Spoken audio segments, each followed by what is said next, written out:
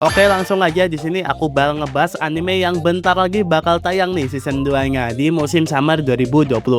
Atau saat video ini dibuat tuh minggu depan bakal tayang anime summer. Cuma aku nggak tahu sini uploadnya kapan. Musim summer kali ini animenya lagi galak-galaknya coy. Soalnya anime-anime yang tayang tuh hampir bagus semua.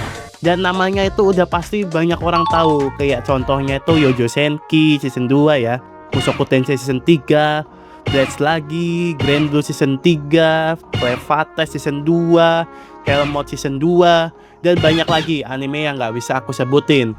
Cuma aku nggak bakal bahas semua anime yang aku sebut tadi. Kenapa? Karena aku ada satu saran anime yang waktu aku dengar anime ini lanjut, aku nggak sabar buat nontonnya.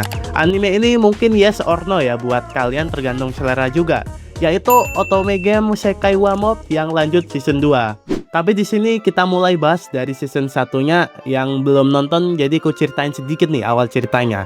Tentang abang-abangan nolep yang mati masuk ke dunia game yang sebelumnya dia mainkan. Nanti dia jadi mob atau NPC doang, cuma entar dengan pengetahuan gamenya dia bakal jadi NPC OP dan bertekad masuk ke akademi yang mirip di gamenya, cuma menjadi NPC biasa yang mencari pasangan hidup. Tapi nih, ntar ada anomali yang ngerubah jalan cerita aslinya di anime itu, yang bikin MC ini mau nggak mau harus ikut campur juga ke dalam ceritanya. Di awal ayo kita bahas MC-nya bernama Sion, yang mana ini salah satu MC anime yang paling aku suka coy, sumpah. Bukan karena dia ini baik atau apalah ya kayak MC anime shonen, dia ini nggak naif sama sekali. Dan yang paling penting dia ini nyadar kalau dia ini OP sendiri. Abis itu brutal lagi. Waktu dia ngwakilin karakter yang harusnya jadi villain di ceritanya itu buat duel sama 5 pangeran ini ya, itu aku puas banget coy, sumpah. Dari awal nantang sampai menang itu asli sesuai dengan apa yang aku mau. Selanjutnya aku bakal bahas karakter yang dimana di sini ini agak unik ya, atau ya begitulah. Satu aja, karakter itu bernama Mari. Ini salah satu karakter dongo yang mana dia ini sok jadi MC coy, tapi malah kena sial, mampus. Sifatnya itu udah kayak cewek villain pada umumnya sih, egois, caper, pikirannya pendek kayak badannya, pokoknya gitu dah. Cuma ada fun fact lucu sih buat karakter ini yang aku dapat. Setelah aku nonton ulang tuh, aku baru sadar kalau dari semua karakter cewek di animenya ini, entah dari NPC atau heroine gitu, nggak ada yang sedatar Marin dadanya.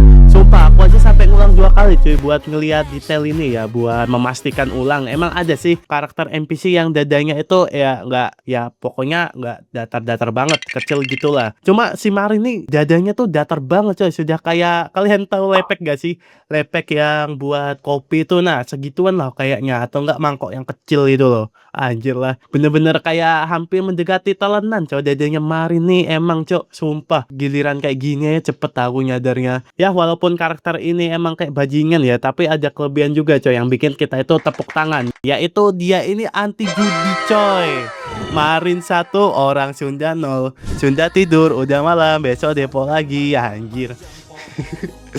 Kalian ada nggak sih teman kalian yang orang Sunda itu ngedepo, atau nggak usah Sunda lah, suku lain yang sukanya tuh main judi sama slot ya? Ya sebenarnya sama aja sih, judi sama slot sama Sunda gitu. Tapi bang, judi kan nggak ngerugiin orang sekitar. Ya iyalah cok, anjir, judi tuh ngerugiin diri sendiri sama keluarga sekitarmu. Kamu kalau sampai ngerugiin orang lain itu juga tololnya udah melebihin tolol itu sendiri coy. Aku tahu kalian main judi slot gitu tuh karena masalah ekonomi, jadi pengennya hasil instan gitu.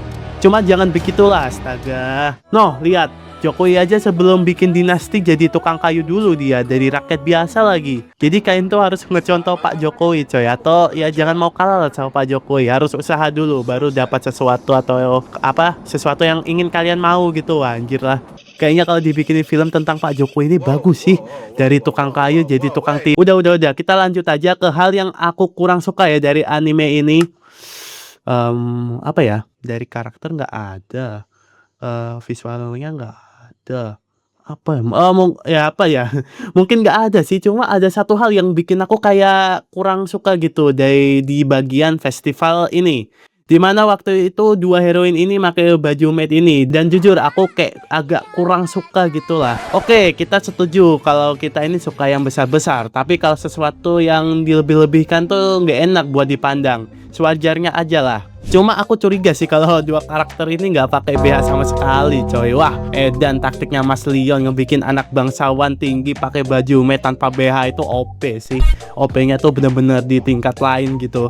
Oh ya, kalau ngomong season 2-nya ada yang baru nih, yang kalau kalian nonton season 1-nya harusnya udah ngerti nih apa yang baru, yaitu visual animenya nih. Waduh, kalau dilihat-lihat masih besar aja tuh. Tapi pendapatku pribadi ya bagus sih, kelihatan lebih cerah sama karakter ceweknya, nggak kayak cicak lagi.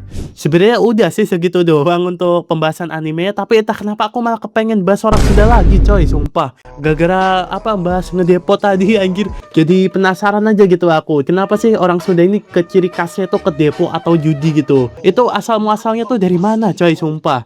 Emang sih kebanyakan orang Sunda itu kayak pernah atau masih main judi gitu. Rata-rata temanku yang orang Sunda kan ada 3 tuh ya, alhamdulillah sih mereka itu walaupun main judi tapi masih di batas wajar gitulah mereka. Ada yang berhenti ama ada tahu batasan. Tapi ada nggak sih teman kalian yang ngesot udah jual motor ama sertifikat tanahnya ortu gitu? Coba kasih tahu aku siapa namanya di kolom komentar biar aku ledek anjir. Cuma kalau dipikir-pikir lagi nih, anime surganya orang Sunda sih. Soalnya judi itu legal di dunia ini. Impian orang Sunda nih masuk anime otome